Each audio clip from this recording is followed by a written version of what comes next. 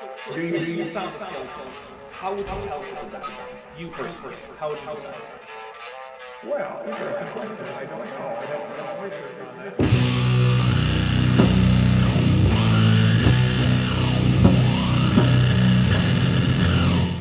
Hey there, YouTube. I'm the Dapper Dinosaur, and I'm back to talk about the LED Live episode featuring Walter Veith, a lying liar who lies about evolution. We were just being told that people need faith to accept science during a discussion about how seriously scientists are treating panspermia as their last best hope at figuring out the origin of life, which is very silly and very wrong. Walter Veith is, in case you don't remember, or this is your first time, hi, a man who left Catholicism because it was mean to his dying mom, went back because a priest performed an exorcism on his daughter, then became a Seventh-day Adventist because the guy doing his counters or something told him to, and abandoned science and felt bad for being mean to a creationist woman who joined one of his classes. Apparently that now means he gets to come on Christian talk shows and spread lies. All while the most comically incurious hosts just nod and say even stupider things, which he just agrees with. Anyway, he's going to tell us how he also came to the conclusion that science and Christianity are both equally faith-based, and the evidence is fake, I guess. Take it away, Walt. Yeah. Well, I came to that conclusion because when I was eventually confronted with certain things in the scriptures which were irrefutable. I would love to know what those things are, maybe just unfalsifiable claims. Because there are things in scripture which are irrefutable. Give an example. Hey, thanks, Scotty. That's exactly what I was going to ask. Daniel. Prophecy. Yeah, prophecy. Daniel. Yeah. Daniel chapter 2, Daniel chapter 7, Daniel chapter 8, Daniel chapter 9. Yeah. Fun thing about Daniel, it stops being accurate after a certain point. It's almost like it wasn't written at the time of the events depicted, and the so-called prophecies were actually written ex post facto, and once they catch up to the writer's present, they suddenly become inaccurate.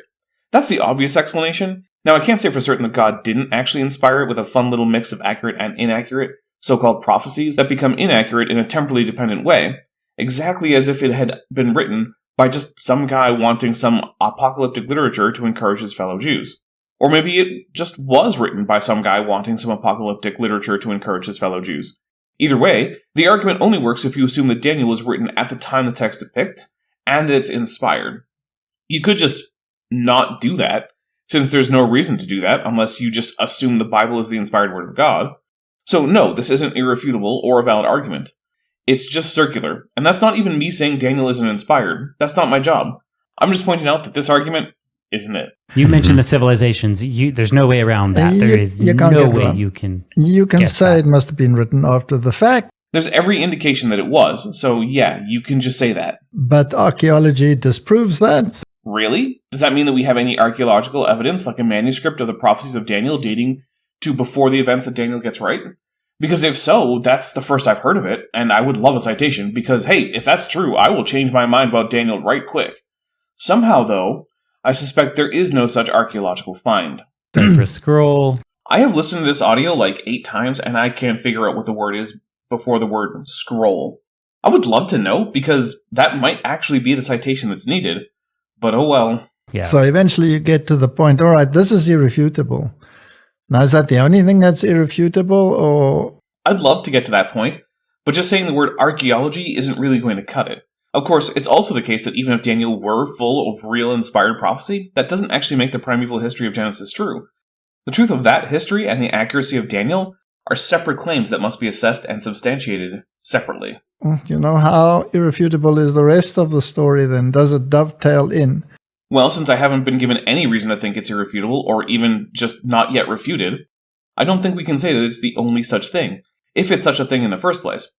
But hey, maybe Walt will do better with his second example. So my first confrontation, I would say, was prophecy, which I really tried to negate. I went to every library under the sun, to the theological schools. I really tried to prove that this was written after the fact or whatever, and I came up against a brick wall. Given that it's the overwhelming consensus among both believing and non-believing biblical scholars that Daniel's prophecies that are accurate are ex post facto, I have trouble believing he wasn't able to find any evidence. Of course, this also contradicts the actual story of his conversion experiences, so I'm calling bullshit on this whole story.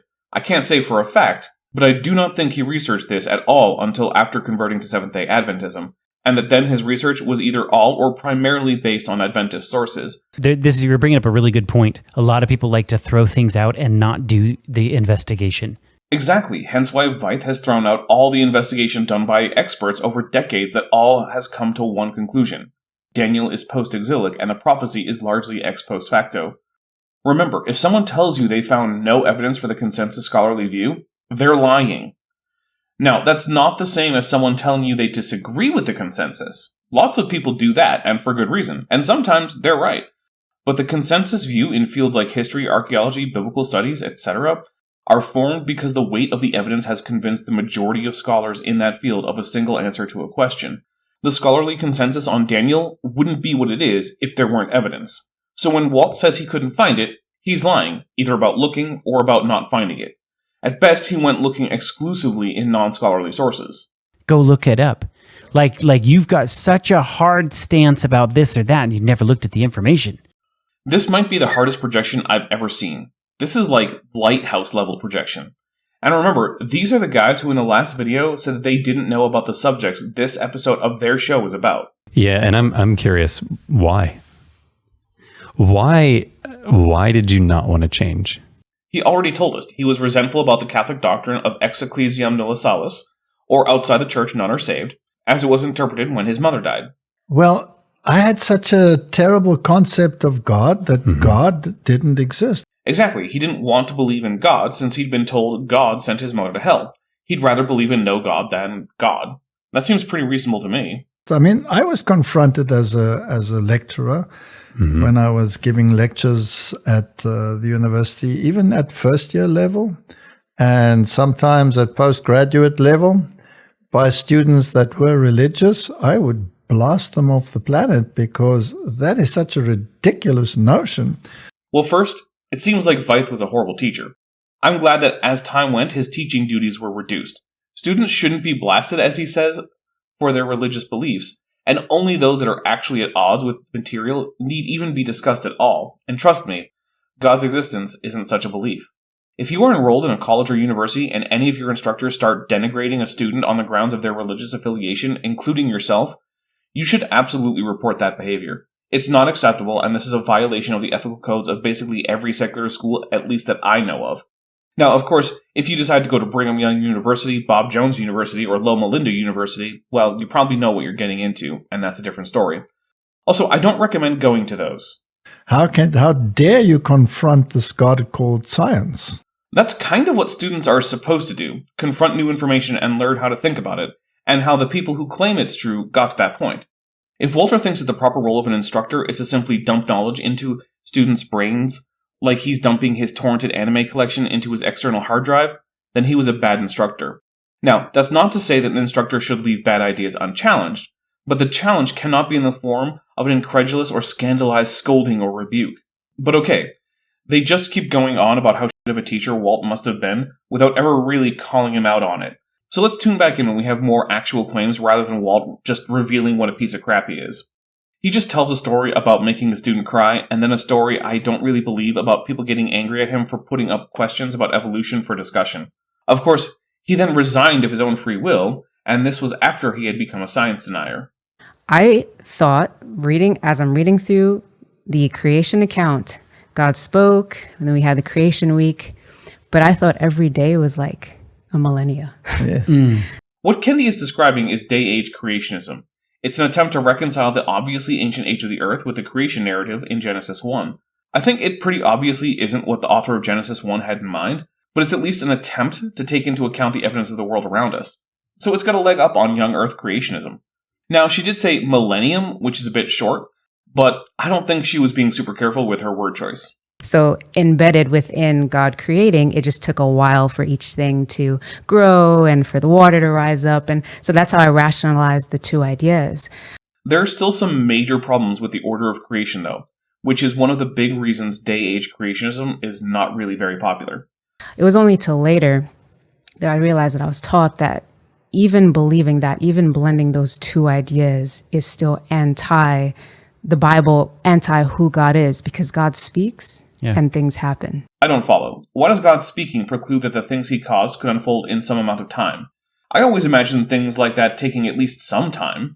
Maybe there's some aspect of Adventist doctrine or something that I'm missing, except I'm not actually sure that this show is an Adventist thing.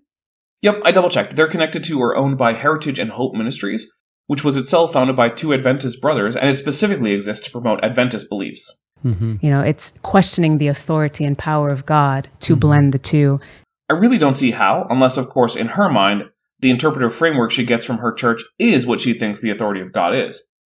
In that case, why bother with even caring what the Bible says? If the authority is the traditions of your sect, then it doesn't matter what's in the Bible. They don't mix. These two ideologies cannot mix. They actually negate each other. Yes, that's true. Well, first, science isn't an ideology. It's a method of investigating the natural world through means of empiricism and hypothesis testing. Second, you can be a Christian who doesn't reject science. People do it all the time. And the spirit behind the evolutionary mindset, as you were talking about, the rage and the... Do I seem full of rage? Let me know in the comments. Not wanting to delve into the information to see, to dig deeper and to see why there are these inconsistencies and actually finding the answers that the Bible displays. It's that spirit that we know who it comes from. They keep saying there are inconsistencies, but so far none have been put forth. Also, we're back to Satan being in charge of, well, I guess everyone accepting reality for what it is? Well done, Satan, if that's what you're up to. Yeah, because isn't that the scientific way? You have a problem, you lay out all the things on the table, and you try to find out the problem? Yeah. No, that sounds more like engineering or troubleshooting. Science starts with questions, not really problems, although the question may have been brought up because of a problem. You test all the different avenues because you want to make sure that the one that you're going with is the right, most tried and true tested thing. Wouldn't you want to test them all? Yes, that's why there are numerous experiments going on in evolutionary biology all the time, even this minute. Two of the most famous being the Lenski long-term E. coli experiment and the Luria-Delbruck experiment. But there have also been tests showing multiple paths from unicellularity to multicellularity, the heritability of evolvability, convergent evolution, etc. Science is indeed doing all the tests scientists can think of in evolution. If Keith actually has some novel test he'd like to propose, he should bring it up to some scientists. But he should also be prepared for his test to be useless or already done, since he doesn't know enough about the field to know what it predicts and what research is being and has been done. I wondered, though, in that how big of a community that may be, where there are evolutionists who still have a level of respect for different things within the Bible. They may not take the whole Bible or take Christianity altogether, but they would respect prophecies or like different aspects of it. Is that the case? Or it's a hard line, complete evolutionists and then Christian? No, you get a category of people that are called theistic evolutionists. They blend the two concepts. Yep, you sure do. And I don't really care about Walt's take on Christians who aren't science deniers, because we all know he'll just say that they're compromisers or the like. Let's skip again until something actually worth responding to comes up. The only vaguely interesting thing he says is that death is essential for evolution. It's technically not, but evolution certainly accounts for a lot of death, and there was a lot of death in the history of life on Earth. Yeah, I remember thinking how evolution was very selfish. That makes as much sense as saying that gravity is melancholy. Evolution is a natural process. It doesn't have motives, emotions, or thoughts. It doesn't make choices. We sometimes use anthropomorphic language to describe it, but those are analogies that make it easier to talk about evolution, not actual reflections of the reality of the situation. Something I think most people understand, although with young Earth creationists, you can never be sure. It's all about self-preservation, right? So the only way you're propagating your own gene pool is due to selfishness. You want to survive. You want your own to survive. And so... In fact, no. In fact, the evolution of altruism is addressed in evolutionary biology, and natural selection does not lead to extreme selfishness of necessity, although I guess it could. The most obvious avenue for the evolution of altruism is kin selection. You share about half of your autosomal DNA with your children and about a quarter with your cousins and nieces and nephews. That means that if you have a bunch of any of those relatives, their survival is about as good as your survival in terms of the continuation of your genetic material. And if there is a large number of such relatives out there, they will likely have more reproductive opportunities than you will on your own. And presuming they're of both sexes, they'll also have a wider pool of reproductive partners as a whole than you will as a single individual. This means that natural selection will favor you protecting them or providing for them, even at your own detriment, provided you can reliably determine who is related to you. In humans, this is done by their big brain remembering who gave birth to whom and all that stuff. For ants and bees, it's done by scent. The gals that smell enough like you are your sisters. The fact that humans use their weirdly malleable brains for tracking altruism is probably also what allows them to expand this altruistic impulse to other conspecifics and even members of other species, as sort of a byproduct of kin selection. So no, evolution doesn't result in selfishness in all cases. It's void of love, though I've seen some articles that try to massage that a bit, like, well, the reason you have emotions is that you can care about your offspring. And you mean the offspring who carry your genetics? Seems like a pretty strong selection pressure there. Also, I'm not sure I'd say that's the reason emotions exist at all, but it's probably a big part of the emotions like love. And so that you can propagate your gene pool, but still it's not the same as you love them because you just love them and care about them. It doesn't exist very well in that ecosystem. So because Keith doesn't like the reason evolution gives for the existence of things like kindness and love, therefore it's wrong. Got it. Credo consolens the whole way through. On a side note, if I just keep increasing the proportion of these videos in lingua latinum, would y'all just naturally start knowing more Latin? It's all very self-driven. He said after himself pointing out that that's not what's in literature, and without a hint of irony.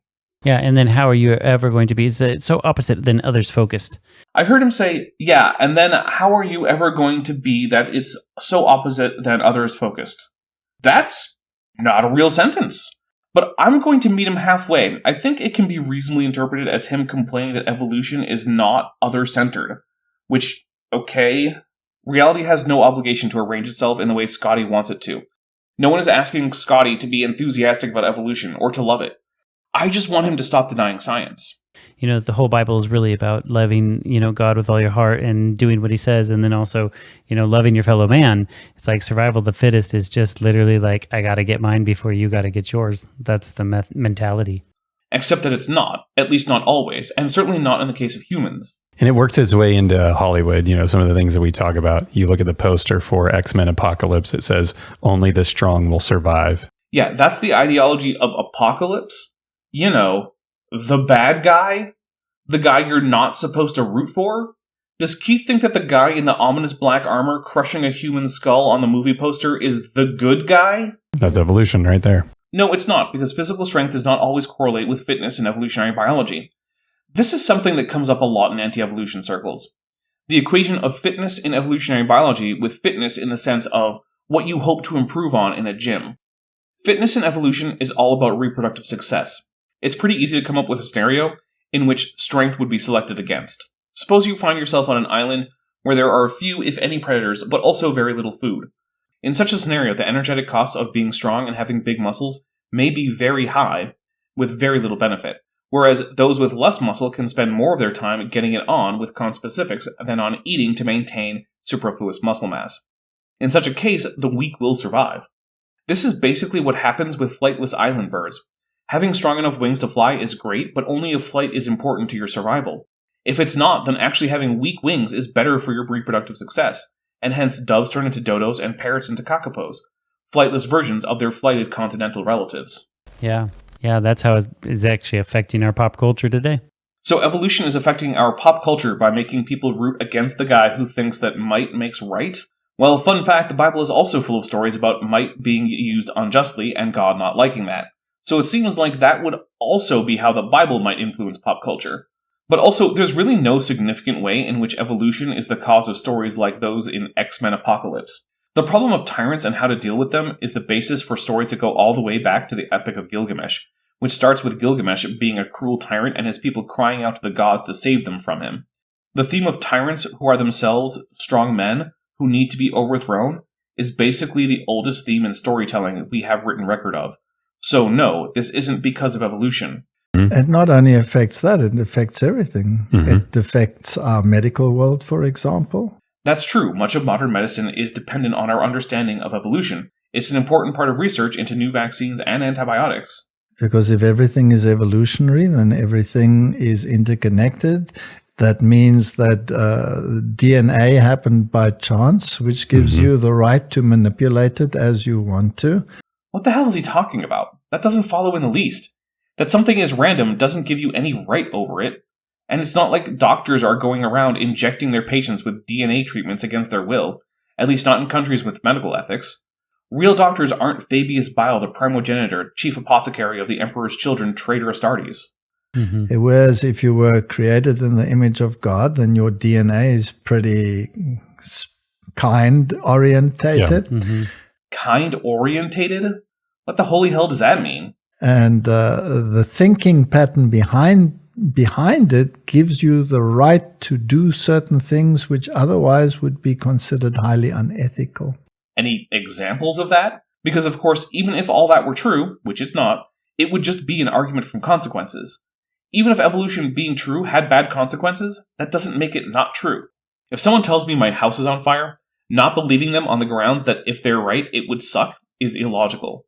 No matter how much it would suck for my house to be on fire, that it would suck has no bearing on if it is, in fact, on fire. Which is where they are wanting this to go. I know this conversation is not necessarily about transhuman or where they're actually pushing this thing, but yes, you disregard God in that equation, and it's like, why couldn't you edit your genes? Why couldn't you GMO people? Why can't we improve upon them? Why couldn't you do that with God? Look, if the principle is that everything about how you are, without medical intervention, is how God wants you to be, then we shouldn't have medical interventions at all. But I noticed that among the 4 people here, all have corrective eyeglasses. Is it immoral in taking the prerogative of God to correct the vision of the majority of the panel? I suspect that they would say no. But let's say that all their vision problems are ultimately caused by genetics, which is likely not the case, but we're just doing it for the sake of the thought experiment. Why is it okay to correct the effects of a genetic trait, but not the genetics of it? What fundamental moral difference is there between someone overcoming their natural genetics through an eyeglass, or a pill to manage a chemical imbalance, or a surgery to fix a physical deformity, and using a genetics treatment to do the same? Is there some inherent holiness in genetic diseases?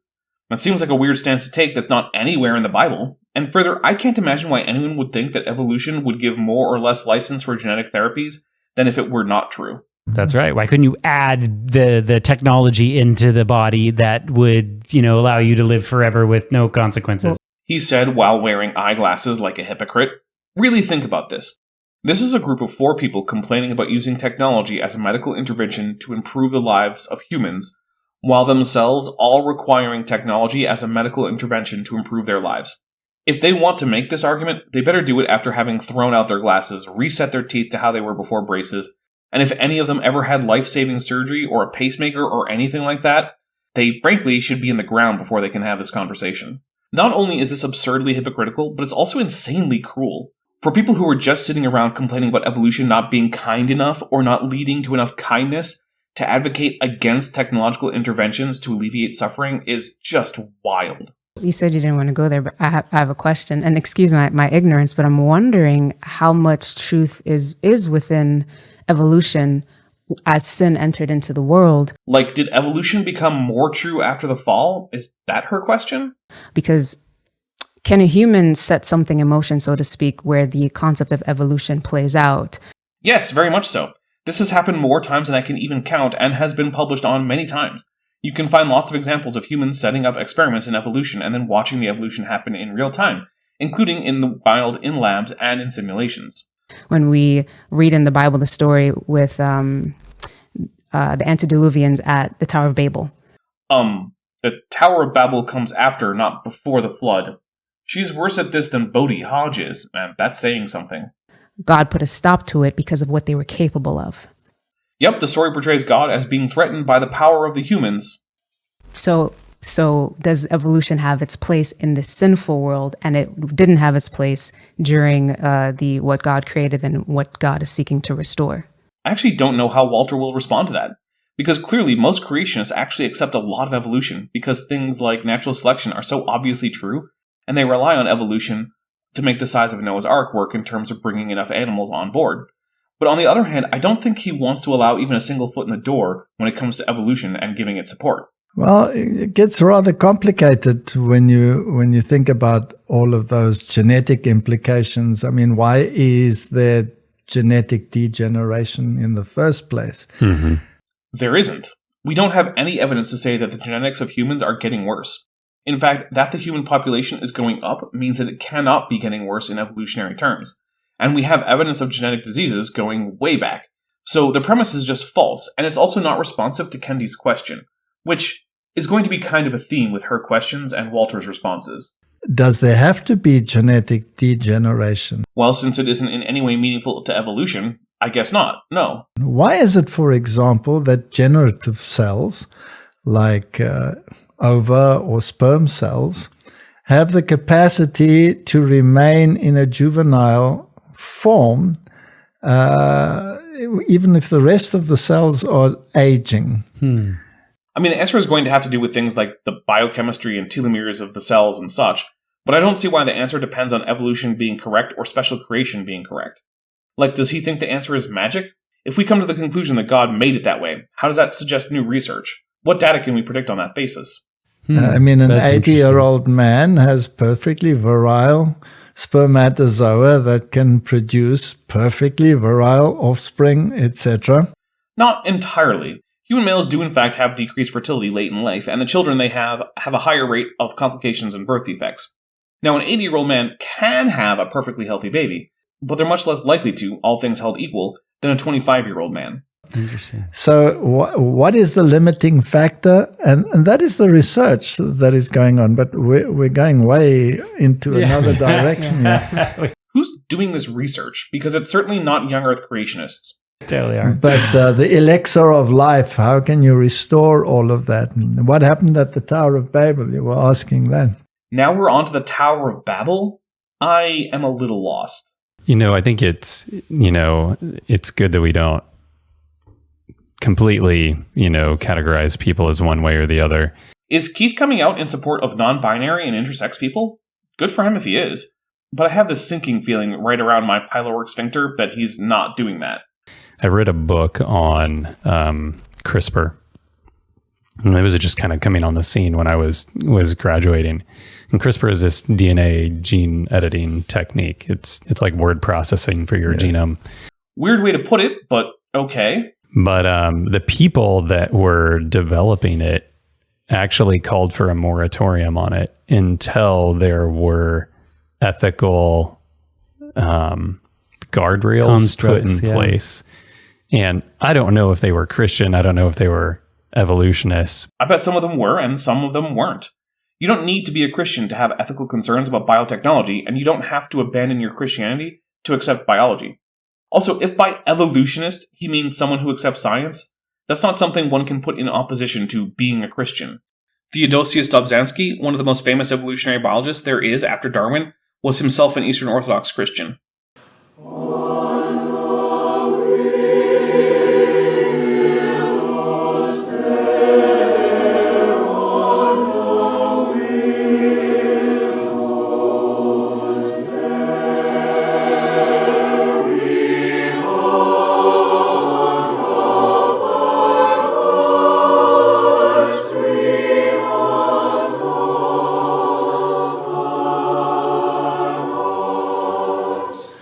Joel Duff, an evolutionary biologist, fellow counter-creationist, science friend, and friend of the channel, is a Christian. Bob Bacher of paleontological fame is also a Christian preacher. Francis Collins, a medical professional and man who accepts evolution, is also famously Christian. Dr. Mary Schweitzer, the person who first found soft tissue remains in a T-Rex femur, is a Christian who is very open about how she loves the Lord. But there was a team of scientists that were calling for it. So I'm guessing there's a team of scientists. There's probably some evolutionists there. Well, since evolution is the core unifying theory in biology, and since there is essentially no more dissent in the scientific community about evolution than there is in the shape of the Earth, I'm going to say that they were all people who don't reject science, which is essentially what Keith means by evolutionist. And still calling for that moratorium because they saw, the implications, even not being Christians, they, likely saw the implications that, hey, we shouldn't just tinker with this to no end or open the box. In today's show, Keith finds out that people have a sense of morality and ethical duty regardless of their opinion on Jesus. Watch tomorrow as he finds out that non-Christians are generally also not eating babies and even volunteer at soup kitchens and shelters. Further, talking like this just encourages the conflation between good and Christian, but historically Christians have often not been anything you could call good. There is a millennia-long history of absolutely heinous acts either motivated by Christianity or that have used it as an excuse or a mix of both. Indeed, that's still happening in places. Christians are not inherently good. Christianity is not an unambiguously good thing, and non-Christians are not inherently of lesser moral character. Nor are non-Christian ideologies unambiguously bad for not being Christian. Christians can be paragons of virtue and they can be despicable monsters, just like everyone else. But I think I've said all I want to about bioethics. Let's wait until more actual science stuff is talked about. When you look at the genetic system, you have a lot of, well, the majority of the genes where they didn't know what their function was. Nope. If it's a gene, then its function is to code for a protein. That's just what genes are, sections of the genome that code for proteins. Walter has to know this. They were sort of considered as relics of the evolutionary process. I'm not sure what it means for genes to be relics of evolution. They're genes. All genes got here through evolution. I know he's trying to make a junk DNA argument, but he's doing it in such a confusing manner. This from a guy who claims to have taught evolution at a high level. You don't need that. You don't need that. You don't need this. And you only use X amount of your genetic system. The rest is redundant. Well, if it's actually a gene, then more likely than not, you do need it, as genes that aren't needed tend to turn into pseudogenes. In fact, humans have many pseudogenes. Most famously, the gulo pseudogene is homologous to the gene that in most mammals makes a protein that allows for vitamin C synthesis. Humans, along with other primates, have a breakage in this gene that means that they will get scurvy if they don't eat enough vitamin C, because they can't synthesize their own. Your pet cat or dog can't get scurvy, but a gorilla or a baboon sure can. However, the vast majority of your genome is not made up of genes. Some of it is, and some of the rest is regulatory regions that help control those genes, but most of it is in fact junk. And we can test this. First, homologous sections can be completely deleted from mouse genomes, and the resultant mice are perfectly healthy and fertile. And their offspring are healthy and fertile as well, meaning that those parts of the genome really are not needed. Further, we can check for selection. If a section of the genome is accumulating mutations at more or less the background rate, then it's not under any purifying selection, and it's not sequence constrained. That means that for the organism, it doesn't really matter what's in that bit of DNA. This is positive evidence for lack of function, not just function being assumed to be absent because the function is unknown. Now, that kind of thinking has slowly been eroded over time. I can just feel the dishonest reliance on ENCODE's 2012 paper coming. As we realize that the genome is very, very complex. Yeah, and that everything is not based on structural genes. Originally, when you talk about evolution, you talk about a gene, a protein. And a protein can be an enzyme that leads to a certain process. So you have structural genes, and that's what you look like. That's what you transfer. You have a lot of this irrelevant DNA that's mixed in there. But most of the genome actually consists of controlling genes. I don't know what a controlling gene is. Searching for it doesn't turn up any sources, scholarly or not, that use controlling as an active participle. It's all gerunds. So that's not what he means, because by saying made up of controlling genes, the grammar doesn't admit any other interpretation. So it seems like Walter just made up a new term in genetics. Conveniently, that also makes it impossible to check up on what he could say about so-called controlling genes. If he simply means regulatory sequences, then no, regulation is sequence constrained, and so any DNA which is not sequence constrained is not a regulatory reason.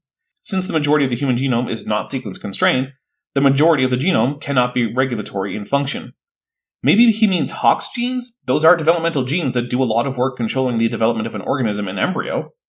But also, the vast majority of your DNA is not made up of Hox genes. So they don't actually have an expression in the phenotype in what you look like. Regulatory sequences and Hox genes are like the majority of what you look like. You don't have a single protein that determines your arm length or something. You have various hormones that turn on or off based on regulatory sequences. The big difference between, say, a human and a dog in terms of anatomy mostly comes down to when regulatory sequences and Hox genes turn various genes on and off. This guy is living in an opposite world. They only control that which happens at that level, and that brings about a whole new concept. What level? The phenotype level?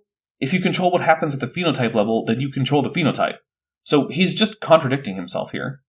How to control genes? How do genes, for example, become so that they can be read more often than previously? Like in lactase persistence or lactose tolerance. That's caused by one of a few mutations that cause the promoter region for the lactase enzyme to be more active. resulting in lactase production persisting into adulthood, a well-documented series of beneficial mutations in humans. Neat. Also, being able to eat some cheese without a disaster on the toilet is part of your phenotype. You can go, for example, in one generation from a small rat to a giant rat. That sounds like a whole heck of a lot of change in phenotype.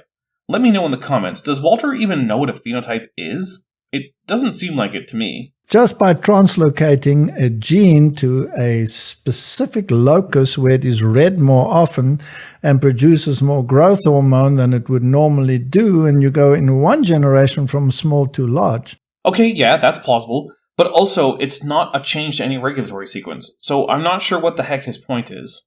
Or vice versa. Now, those would be considered evolutionary processes that took a long time, but we know that they can take place instantly, but they're not evolution. Wrong on both counts. We know that relatively minor mutations can cause significant morphological change in a single generation. In fact, we know evolutionary sequences often bounce around in terms of total body size, exactly because that's the kind of thing that it's fairly easy to change with a simple mutation. But it absolutely is evolution. Evolution can be defined in a few different ways that all amount to the same thing. Evolution is a change in the heritable characteristics of a population over time. Since this is obviously that, this is evolution. Walter really isn't making it seem plausible that he's telling the truth, is he? If this is the kind of thing he was teaching his students, then no wonder he was removed from teaching. He was just lying to them. They are built into the genetic system to enable the genetic system to actually bring about rapid change within the parameters of the species. Right. There is no such thing as the parameters of the species. This goes back to the barrier problem.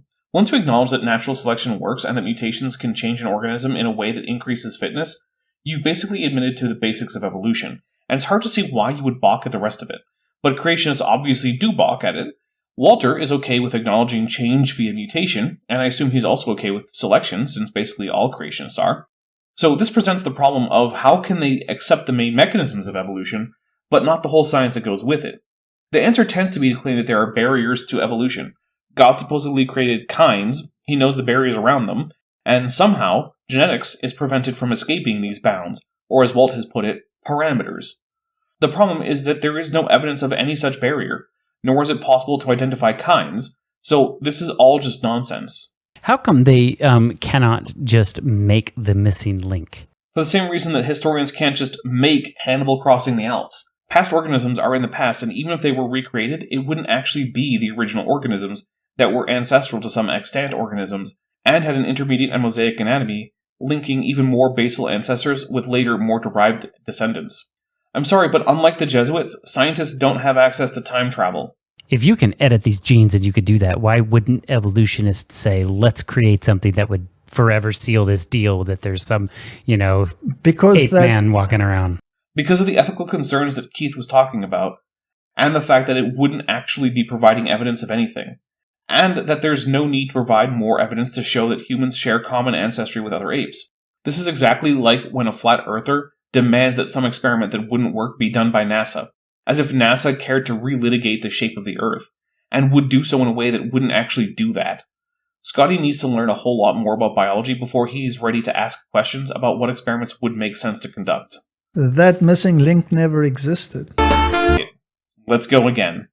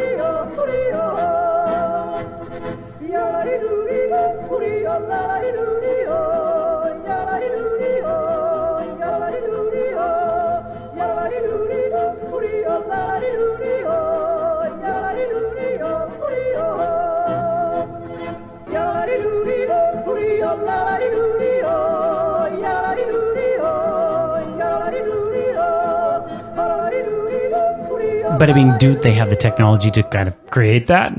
Create what? A human with long arms and a small brain case? I don't know. Who cares? Why would anyone want to do that? Why would anyone allow that to be done? They would have to amalgamate. And you can tell that. You can do that. There's a category of animals that doesn't exist today in the world. It's called the mammal-like reptiles. That's a word that hasn't been current in literature in decades. I guess Walt here stopped reading paleontology literature in about the 90s. The word that Walter is looking for here is synapsids. And synapsids are so much around that Walt is one of them. In the fossil record, you have mammals and you have reptiles. And a lot of other things, but okay. And then you have another category, a huge category of animals called mammal-like reptiles. They don't exist today, not one of them. Unless you count the more than 5,000 species of mammals, including Homo sapiens, then there are lots of them. In fact, one might say that they're the dominant land animals. They're gone. Dinosaurs in that category? No, dinosaurs are not in that category. Dinosaurs are reptiles. Unlike synapsids, by the way, which are not reptiles at all, despite the fact that Walter anachronistically keeps calling them that. But you have mammal-like reptiles which have features of both mammals and reptiles. No, they don't. They have some features of derived mammals, and some features which are basal to amniotes or even tetrapods that mammals have altered or changed. This is exactly what's expected in evolution. Similarly, early reptiles lacked some of the features of later reptiles, while also retaining in common with early synapsids fairly basal amniote traits. They don't exist. He said, despite being one.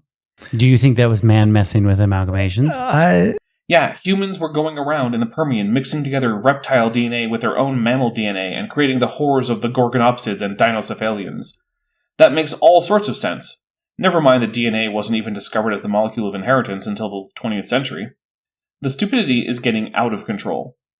Today I would speculate that direction, but, you know, as only the animals that God created got on that ark, you know. As an evolution, I would not, but I find it interesting. I find it interesting that Walt is just going to go along with lunacy, when he obviously has to know better. That those creatures do not exist today. There's no reason why they shouldn't be viable, because they were a huge category of animals. Yeah. Well, I have great news for Walt. They do exist. We just tend to call them mammals, not synapsids. And no one who's up to date on taxonomy calls anything mammal-like reptiles anymore. Scotty then describes his death wish. I'm going to skip that. But there are fossils to prove that category existed? Oh, Is that what you're saying? There are thousands and thousands of fossils of mammal-like reptiles, yes. Let's see some. And keep in mind that none of these animals are actually true mammals. They're all non-mammal synapsids.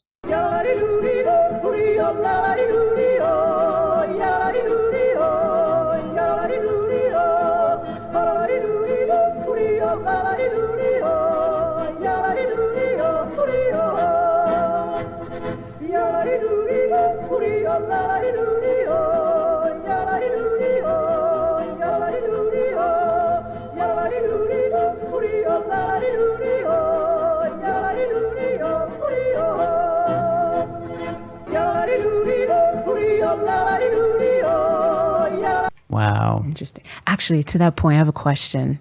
You were part of a project called The Days of Noah, or is it? Yeah, The Days of the Noah? videos. It's a 4-part series. I got through the first 2. Fascinating, chock full of information. Oh no, my X key broke because of how hard I was pressing it to doubt. But I noticed they were explaining all the proofs that are out there towards the flood. All 0, huh? Impressive. Even here in North America, we have the Grand Canyon and all that, the information that's there. Yeah, we do, and just the time it would take to lithify all that rock, such that the canyon could be carved in it, is enough to preclude a flood being the cause of the rocks. And further, the canyon itself is not in a shape that could be explained by rapid water runoff, so that too precludes it from being caused by Noah's flood. And that's before we get to any radiometric dating, which we don't even need to use on the Grand Canyon to demonstrate quite conclusively that there never was a worldwide flood. But it was kept in the realm of animals. Where are the antediluvians? Where are the people who died during the flood? Do we have any proof of them? Now that is an excellent question. Kendi might be the only person with a brain in that whole room. The thing is, there is no answer to that question that isn't special pleading, so let's see how specially Walter pleads. We have fossils that don't really fit into the paradigm as they should. Well, first, no, we don't. And he won't name any such, because, second, that's not what Kendi asked. She didn't ask if there were fossils that ran counter to the evolution narrative. She asked specifically where are the antediluvian human fossils. There are fossils of very large human beings. Like what size? Humans of the past were generally significantly smaller than today. I would love a citation for this, because the only evidence I've seen of this is people not knowing how perspective and geometry works, combined with frauds. In fact, I have a whole video series I did with Vishanti talking about alleged giants in North America. Guess what? There never were any such things. Let's say up to 3 meters. In feet. Americans will do anything to avoid this metric system. 3 meters is about 3/5 of a giraffe. Does that help? And you have artifacts. Let's start with the citations for the giant humans. Except, of course, we can't because there are no such things. Walter is just lying once again. And in the past of civilizations that just don't fit the paradigm, Can this man give me one concrete example of any of this bullshit? Guess what? I can just say that I found Walter's brain and it's actually calcified at the bottom of a pool in Phoenix. And in doing so, I've given more specificity than he has in this whole topic. Where is there a single verified giant bone? Where is there a single verified out-of-place artifact? Who has them? How can I see them? What tests have been done? Walter must love having such a friendly interview. I wonder how he'd feel if I were to have him on. find hammers and kinds of steel which we are not even able to reproduce today. Oh, this is a reference to the London hammer, which is named for London, Texas, not the London that's the capital of England. It's one of Karl Baugh's alleged artifacts. It's nothing more than a 19th century miner's hammer with a calcium concretion around it. It has no provenance, and the claims about it being made of some mysterious alloy are completely unsubstantiated. One thing this does help make sense of, though, is Walt's level of buffoonery. If he buys into Baugh's bullshit, then it's no wonder he's been saying so many stupid things in this whole interview. But you are right. The vast amounts of, or numbers of fossils that you would expect are not there. Almost like there never was a Noah's flood. Now, why are they not there? I know why, but Walt isn't going to like it. Well, that's an interesting mute point. We can get into the metaphysics there. I feel like we can just stick to the physics, since, human remains and floods are both physical objects. I think we can probably explain what should happen in such a circumstance without reference to uncaused causes, ontological necessity, or the foundations of reality. But the Bible says that this world was destroyed because of sin, right? Mm-hmm. Sure, but since other animals from that world were destroyed, it clearly can't be that the world was destroyed without a trace. Or it could mean that, and now Walt can't actually pretend that the fossils were formed by the flood. That might actually be a tactically better option for him, but it might require him to abandon a young Earth, so he probably won't go for it. And where would you find sin most prevalent? There where valleys. humanity lived in congregations. Mm-hmm. So like along rivers and coasts, since that's where most cities are. Cities. Like Sodom and Gomorrah, for example. In the valley. Yes. So where would you find probably the fossils that are associated with it? There where the destruction is the greatest. Mm-hmm. Right, but we also find shallow marine and fluvial deposits that are full of animals that lived in and around those areas. So why not the humans? Are human bones significantly more brittle than the rays of fish swimming in a river? I would suggest that it's the opposite, actually. Now, where is the destruction the greatest? Where's the greatest evidence of destruction? You mentioned the Grand Canyon. It's nowhere, because nothing in the world is evidence for a worldwide flood. So the evidence is entirely in the heads of anti-science types, like Walt and Kent. It's one of those beautiful features that shows a very rapid catastrophic formation of the canyon. This is Horseshoe Bend. It's a famous part of the Eastern Grand Canyon. As you can see, it preserves a meander. Only slow-flowing rivers meander, meaning that the Grand Canyon cannot have been formed rapidly, or there would be no meanders. And this is far from the only meander in the main canyon. It's just the most dramatic one. The theories of slow formation just don't fit in the Grand Canyon area. Once again, do we get a citation for this? No, of course not. Just trust me, bro. You see, Walt is a guy who got fired from teaching students lies about anatomy and physiology, so he must know a lot about geology, and you should totally just take his word, even though he's a demonstrable liar. Don't worry about it. You don't want to die, do you? Well, according to Walt the Lying Liar, you won't have to worry about it if you just listen to him, and for some reason that involves lying about the Grand Canyon. Because you don't have rivers cutting through hills, they go around hills. I assume he means the Kaibab uplift, but the fun thing about that is in its name. It's an uplift. It didn't exist when the initial incision into the rocks were being made, and since then its uplift is slower than the rate of erosion. But also, flood runoff doesn't cut through hills either erodes them down or goes around them. So Walt's flood version still doesn't work, and for the same reason he pretends that the scientific explanation doesn't work. That really is a special kind of stupid. But in that case, it was the case. What does that mean? Whatever, it doesn't matter. After this, he's going to start going on about ocean trenches, which are generally not the same kind of formation as the Grand Canyon, so let's leave that for next time. If you enjoyed this video, please hit like and tell me what you liked in the comments. If you didn't, then hit dislike and let me know what the problem was. Either way, please subscribe if you haven't and turn on all notifications so that occasionally YouTube might tell you about my content if they feel like it, regardless of your wishes. I'm the Dapper Dinosaur. Hey, before you leave, I just want to take a second to thank my patrons and channel members, especially those pledging $20 or above. Ben Tovend, Furrevara, Tapioca Weasel, Whispers, Elron Teller, Ian Chen, Kelvin Brostic Van Manen, Landon Knoll, Mabbity Babbity, Sphincter of Doom, Vollus, Max Cherry, North Texas Fossils, John Ackerman, and Strawberry Vein. It's because of my channel members and patrons whom you're seeing on screen that this channel can stay afloat. Without you, it would all shut down. If you want to join the team, there's a link to join the channel below this video, and there's a link to join the Patreon in the description. On the Patreon, you can get a 10% discount for pledging annually, and either way, you get early access to virtually all of my scripted videos, often 3 to 5 months before they come out for the general public. Thanks for watching.